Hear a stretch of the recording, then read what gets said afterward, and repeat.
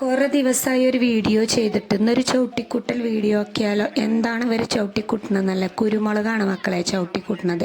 ഇപ്പം നമ്മൾ പറയാറുണ്ടല്ലോ, ഭക്ഷണ സാധനങ്ങൾ ചവിട്ടിക്കൂട്ടാൻ പാടില്ല. ഇന്ന് ആരാണ് ഈ ചവിട്ടിക്കൂട്ടൽ കണ്ടുപിടിച്ചതെന്ന് അറിയില്ല. ആരെങ്കിലും ഒരാളായിരിക്കുമല്ലോ ഇത് കണ്ടുപിടിച്ച്. അച്ചങ്ങായനെ കിട്ടിയേക്കാണെങ്കിൽ 4 ചവിട്ടങ്ങോട്ട് ചവിട്ടേനെന്നാണ്.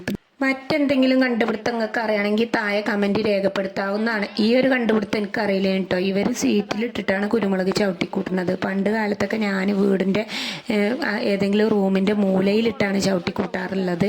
അന്നൊക്കെ അമ്മാൻ്റെ അടുത്ത് നിന്ന് കുറേ ചീത്തട്ടാറുണ്ട്. ഇനിയിപ്പോൾ ഇത് നോക്കി നല്ല ഐഡിയ. അപ്പോൾ ഓരോ ഐഡിയകൾ ഓരോ കുട്ടികൾ കണ്ടുപിടിച്ചപ്പോൾ കുരുമുളക് എന്താ, അടക്ക എന്താ, തേങ്ങ എന്താ, തെങ്ങ് എന്താന്നൊക്കെ അറിയാത്തവർക്ക് വേണ്ടിയിട്ട് ഈ വീഡിയോ സമർപ്പിക്കുന്നു എന്നാണ് പറയുന്നത്. ഇന്നത്തെ കാലത്തെ കുട്ടികൾക്ക് ഇതൊന്നും അറിയില്ല എന്നാണ് ഞാൻ വിചാരിക്കുന്നത്. ചില കുട്ടികൾക്ക് അറിയില്ല. ഇവർക്ക് പഠിപ്പിച്ചെടുക്കുന്ന ആളാണ് എൻ്റെ മൂത്ത മോൻ. അമ്മാൻ SLC-കാരനാണ്. അവനാണിത് പഠിപ്പിച്ചെടുക്കുന്ന ആൾ. ഏതായാലും അവൻ്റെ പേപ്പർ ഏതോ ആകാവോ. ഏതായാലും ഈ ജോലി ചെയ്യാൻ കാണിക്കണ മനസ്സിനിട്ട് 4 ലൈക്ക് അങ്ങോട്ട് കൊടുത്തോളി എന്നാണ് പറഞ്ഞു വരുന്നത്. അല്ലാതെ SLC പരീക്ഷയിൽ ഫുൾ A+ കിട്ടിയിട്ട് ലൈക്ക് കിട്ടുമെന്ന് എനിക്ക് തോന്നിയിട്ടില്ല. കാരണം എക്സാം ആകാൻ ഡേറ്റായി തുടങ്ങുന്ന സമയത്തൊക്കെയാണ് ഇവൻ അടക്ക പൊളിച്ചുകൊണ്ട് നടക്കുന്നതും കുരുമുളകിൻ്റെ ചുവട്ടിൽ കുരുമുളക് പറിച്ചുകൊണ്ട് എടുക്കുന്നത്. അവൻ റെഡിയാക്കി എടുത്തിട്ടുള്ള അടക്കകളാണ് ഈ കാണുന്നതൊക്കെ. ആ കവറിൽ കണ്ടു, അത് തന്നെയാണ്.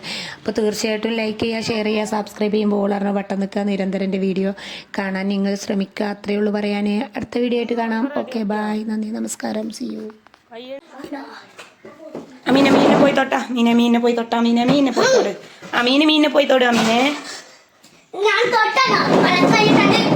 കളിച്ചും കളിച്ചുടാ. മീനെ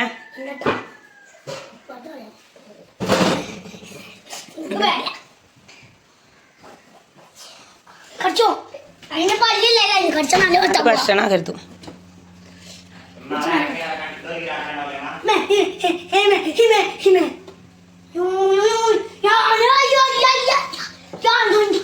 ഒരു മുഹൂർത്തം